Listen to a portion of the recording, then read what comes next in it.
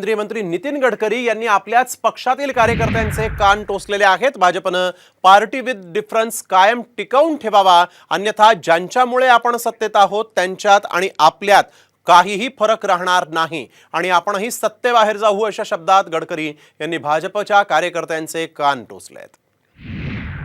आपल्या पार्टीमध्ये आपला जो संस्कार आहे त्याला शॉर्टकट नाही आहे।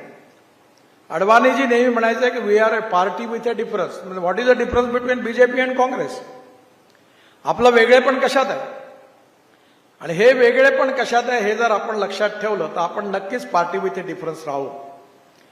पण जे काम नाही करायला पाहिजे, जे ज्यांनी केलं आणि ज्यांच्या नाराजीमधून लोकांनी आपल्याला निवडून दिलं, तेच काम जर आपण करणार असू तर त्यांच्या जाण्यात फायदा नाही आणि आपल्या येण्यात फायदा नाही।